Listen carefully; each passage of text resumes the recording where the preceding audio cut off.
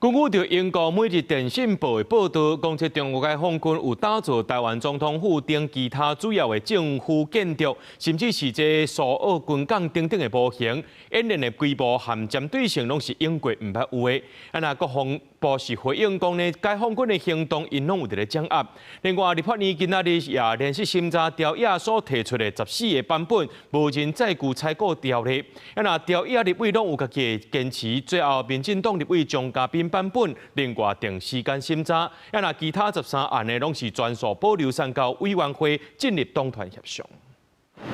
國內相關政治權力中心甲核心代表的總統府就邊為案改比攏正嚴，不過根據英國每日電訊報報道，中國打造台灣總統府外交部等主要政府建築，甚至是蘇澳軍港青山港機場等比例模型，要互共軍佇逼真情境下演練還台，規模甲針對性殊無前例。在我們情報徵收的範圍裡面都有非常完整的掌握。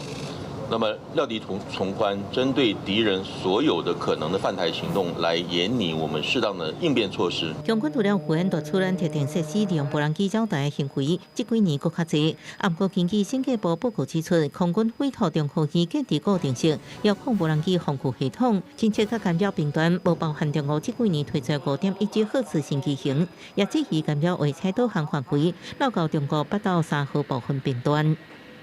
我們應該要怎麼樣去突破這個部分，然後讓我們在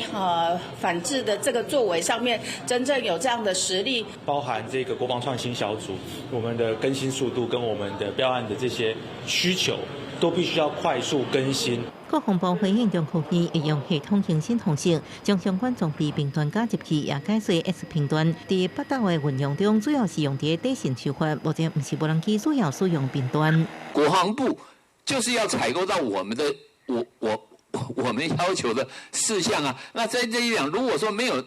有通過這一點，那麼你們去通過其他的這些相關的產業發展的事項，沒有辦法符合我們提出這一次的特別條例的一個基本的宗旨嘛。立法院日前連續審查包含行政甲條野提出的14個版本的無人載具採購條例，經濟部承認，若照在野版本，經濟部是主管機關，經濟部真派回國防部決定採購的機型，條野佇名字、目的、主管機關有全編列等攏無共識。獨立民進黨立委張嘉賓版本另定時間審查，其他13案內容全部保留送出委員會進入黨團協商。記者綜合報道。